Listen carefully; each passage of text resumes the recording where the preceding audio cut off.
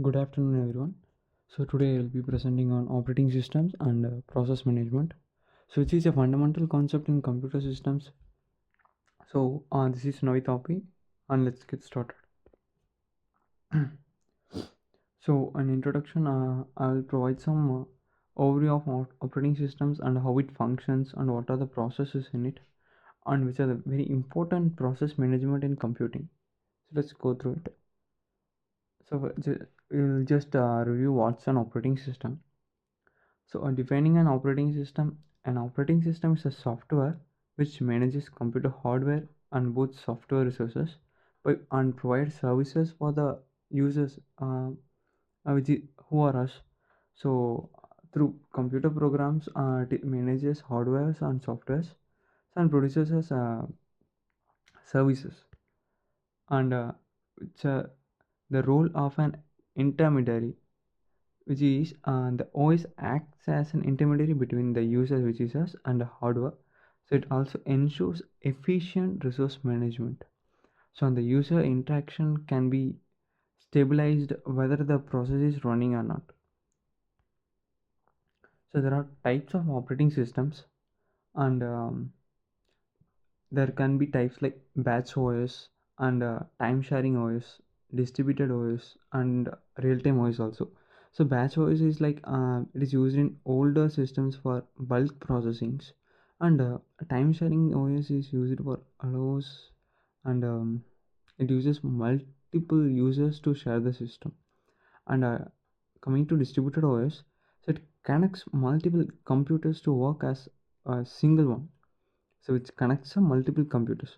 And real-time OS is a more advanced one, so it is used in systems which requires immediate response. If I need to have an immediate response, I can use real-time OS. And also it can very like examples like medical devices, or it can be used in industrial machines for efficient use. And we'll go through process fundamentals. So, to before know that, we should know what is a process. A process is simply a running program. So, when you open Chrome or Word, there are processes. A program is just the code, but a process is when the code is actively running. So, there are many process states and transitions out there. So, process change states during execution. So, when it's executed, it change many states. Um, for example, can be new, ready, running, waiting, and terminated. So let's go through one by one. So new means it just started the process. It's ready means it is waiting for the CPU time. Once it is done, it will be start to running. So currently it will be executed, and waiting is nothing but waiting for an event like input from a user and etc. Terminated means we know that a process has completed. So coming to process scheduling. So once we know what is a process, but we have to schedule the process according to the CPU time. So which is very important in OS. So process scheduling ensures that every task gets CPU time. There can be three types of scheduling: long-term scheduling, short-term scheduling, and medium-term scheduling. So long-term scheduling is nothing but which decides which process enters the queue. So long-term scheduling decides which process enters the queue, and short-term scheduling decides which process runs next. So which is the next process is determined by the short-term scheduling, and the medium-term scheduling is nothing but which pauses the process and it frees the resources actually. So medium-term scheduling is like it involves temporarily removing the process. So and it frees the resources, and it manages the system load so that our OS didn't crash or something like that. And next we will see about thread scheduling and types. So in thread scheduling, decides which thread will run next. It's like it works just like a process scheduling, but with a single process. And it can be like user level threads and kernel level threads.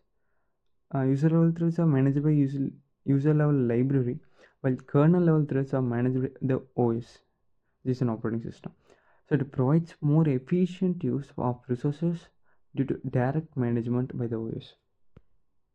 So coming back to synchronization. So we'll also see about deadlocks in it.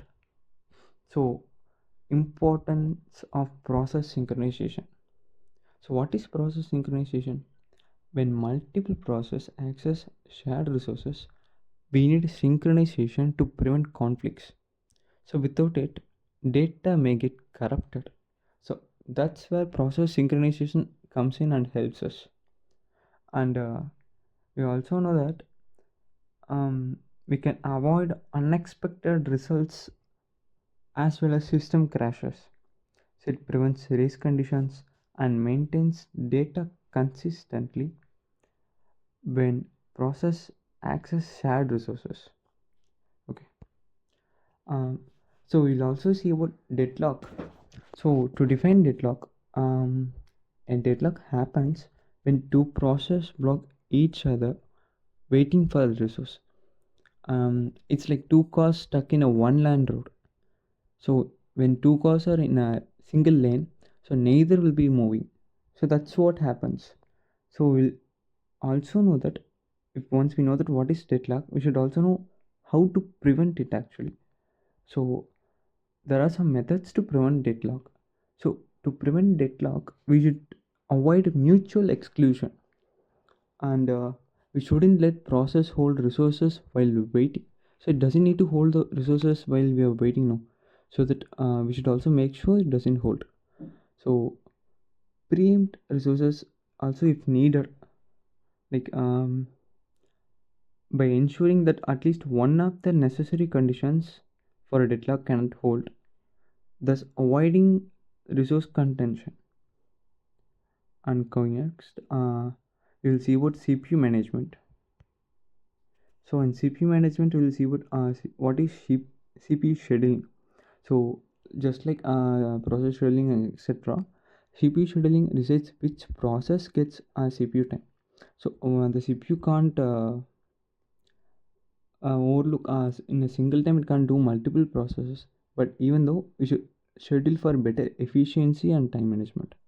So there are three types actually: first come first serve, which is FCFS, and shortest job first, SJF, and time slicing method, which is very important. It's also called as round robin method. So efficient scheduling algorithms can significantly enhance system efficiency by prioritizing which process can be done first, and it really manages the load in it.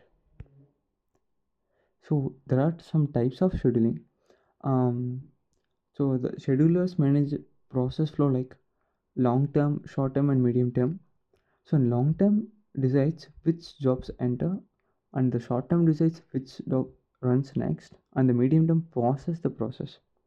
So they're categorized based on three types, and they maintain the balance in the system workload actually. So that's where it really comes in handy. So we all know that there is a multitasking and a multi-programming in it. So multitasking allows multiple processes to run simultaneously on a single processor, and we can also switch between them and creating the illusion of parallelism. So which is very important. But also in contrast, multi-programming involves, we will have multiple processes in memory at once, which will maximize the CPU utilization. So which will allow for a more efficient execution of jobs in batch systems. And coming back to conclusions, so we can understand what's our operating system and what is the process management and what is CPU scheduling. So this is efficient and essential for optimizing the system's performance. So efficient management ensures that resources are utilized effectively and processes run smoothly and deadlocks are avoided, leading to a well functioning computer environment. And thank you for listening it. So you can ask if you have any questions. Thank you.